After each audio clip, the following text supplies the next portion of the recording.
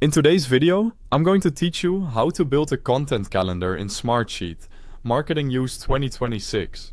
We'll move from a blank account to a ready-to-use calendar, keeping it clear, quick, and practical for marketing teams. Start by opening your browser and going to smartsheet.com. On the homepage, click Sign In.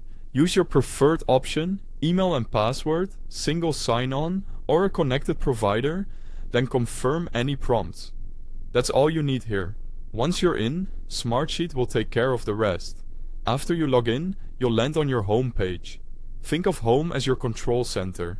It shows recent items, favorites, and workspaces, so you can jump back into projects fast. From here, we'll create something new specifically for your marketing content. Find and click Start a new project. This opens a clean creation flow, and using it ensures the sheet is set up the right way from the beginning. Rather than building from scratch, we'll leverage a template to speed things up. Choose to start with a template, then click View All Templates. Templates are great because they come with preset columns and views, which means less manual setup and more time focusing on content planning.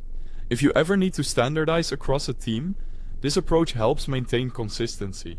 Use the search bar and type Calendar, or browse the calendar category. You're looking for any calendar-style template that suits your workflow. If you see options like campaign or social calendar, preview them to confirm they include a date column and a way to track status or priority. Don't worry about the template's original name. We'll rename it to Content Calendar in a moment. Click your chosen template, then select Use Template. Smartsheet will generate a copy for your account, and it may take a few seconds to process. That wait is normal. If asked where to save it, pick the marketing workspace or a folder your team already uses, so everyone can find it later. Once the sheet opens, rename it to Content Calendar. Clear naming helps search, sharing, and reporting. Next, set the priority calendar to contents.